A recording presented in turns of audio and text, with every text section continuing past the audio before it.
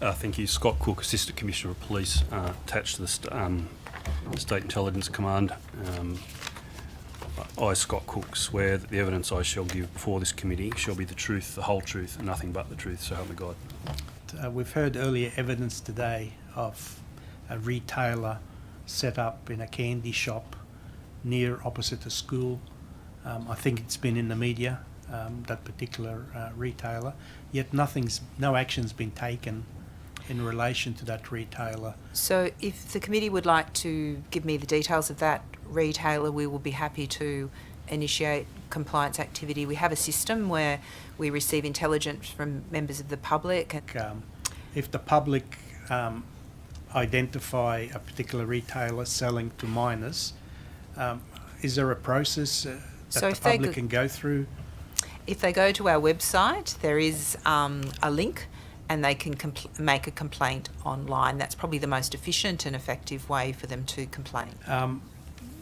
Who will be responsible for ensuring compliance of the retail? Will it be the state government's responsibility once those federal legislations are in place?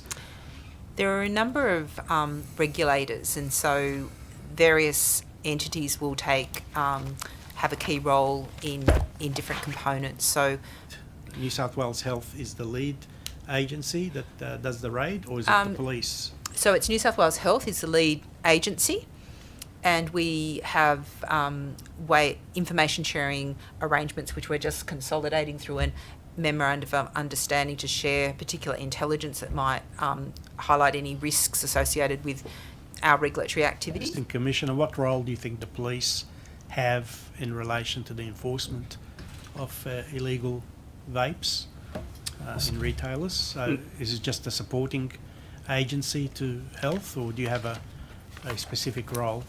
No, we support health. Health is a regulator. At the Commonwealth level, Border Force is responsible for the border with AFP. We support those agencies. Yeah, if children want to go and buy it, where do they buy it from? They can buy it from any tobacco retailer. Yeah, okay. So, well, can I just correct? Certainly. Certainly. Certainly. I just want to make it clear that it's not lawful to sell nicotine-containing vapes in a retail setting, and there are also prohibitions on the sale to young people. So, yes. whilst that doesn't it is, stop. No, Judge Chan, I said I understand that. But we know the marketing of these products are without the word nicotine on them. That there's been a complete change. All right. And how many inspectors do you have in doing this, or how many employees in health are doing this type of compliance work? So we have a centralised core of inspectors, and that is around sort of 10. Can give the committee the exact sort of numbers, and service the whole state. So I'm also very pleased to say that there has been a lot of compliance activity done in our regional areas. Landscape is such that we have basically there's been so many access points for this. The uptake of young people, the demand has been great. People are able to access it through various routes, and that's driven economic gain from this product.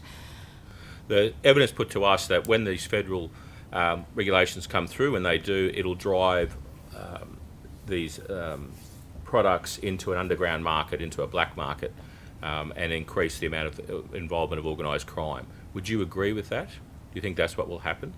I would defer to the police, who would know those criminal behaviours better. Yeah, so in some respects or some capacity, I think that's likely. That's the standard occurrence for when we create prohibition.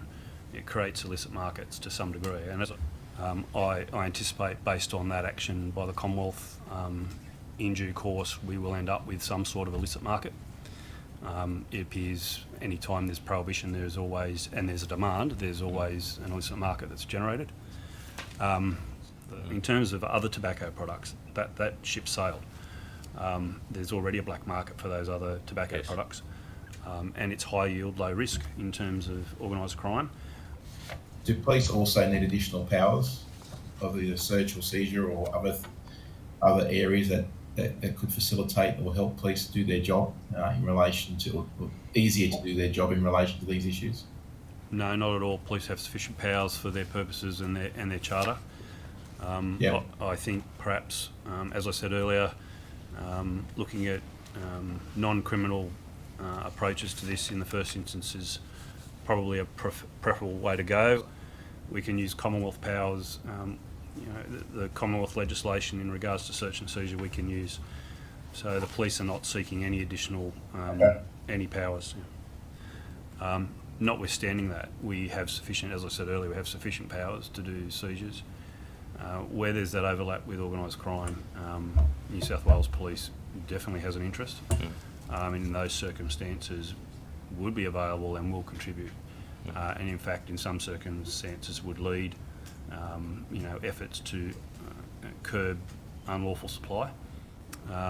However, in terms of a regulatory approach to do inspections or things like that, vaping would not be a priority for New South Wales Police, given other priorities.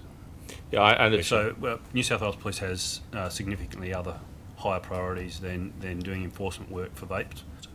The last thing we want to see as police is criminalisation of vaping, particularly for young people. It'll bring them in contact with the criminal justice system they will never get out of. So I think I would suggest treading very carefully around using the criminal justice system, and I would perhaps focus as much as possible on the civil penalty system.